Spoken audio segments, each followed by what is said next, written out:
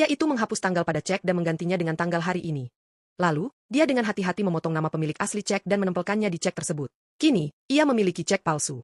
Namun, saat mencoba mencairkannya di bank, kasir langsung menyadari bahwa cek itu palsu.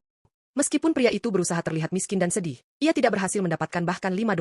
Dengan perasaan kecewa, ia berjalan di jalan dan melihat sekelompok pilot. Para pilot mengenakan seragam elegan, berjalan dengan gaya, dan dikelilingi oleh pramugari cantik. Bahkan anak-anak mendekati mereka untuk meminta tanda tangan. Manajer bank menyapa mereka dengan sangat hormat. Pria itu merasa iri, lalu memutuskan untuk menjadi seorang pilot. Ia berpura-pura menjadi wartawan surat kabar dan menggunakan alasan itu untuk mengumpulkan informasi. Selanjutnya, ia membutuhkan seragam elegan. Ia mengatakan bahwa seragamnya hilang dan meminta yang baru.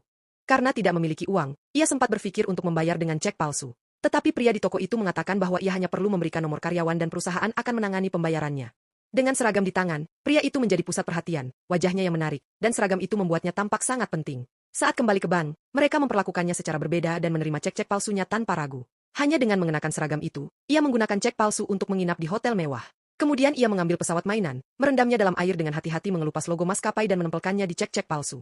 Setelah itu, ia menekannya dengan sebuah buku. Segera bak mandinya penuh dengan pesawat dan ia terus membuat lebih banyak cek palsu.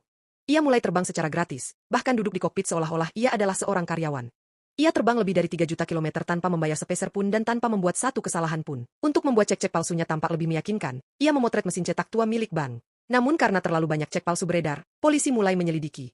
Mereka memutuskan untuk menangkapnya. Tetapi saat mereka membuka pintu, tidak ada siapapun di sana. Mereka berteriak agar ia keluar dari kamar mandi. Pria itu keluar dengan tenang. Nama saya Alan Barry Allen dari Dinas Rahasia Amerika Serikat, katanya. Pria itu mencoba melompat dari jendela.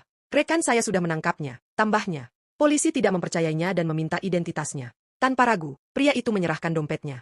Tepat saat petugas hendak memeriksanya, pria itu mengajaknya ke jendela dan menunjuk keluar, mengatakan bahwa rekannya sedang membawa penjahat itu pergi. Itu adalah aksi yang sempurna.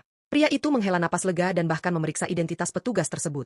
Kemudian saat petugas sedang lengah, ia mengemasi mesin cetak dan berjalan menuju pintu. Tiba-tiba petugas itu memanggilnya. Pria itu berbalik dengan gugup. Sudahlah, kamu simpan saja untukku.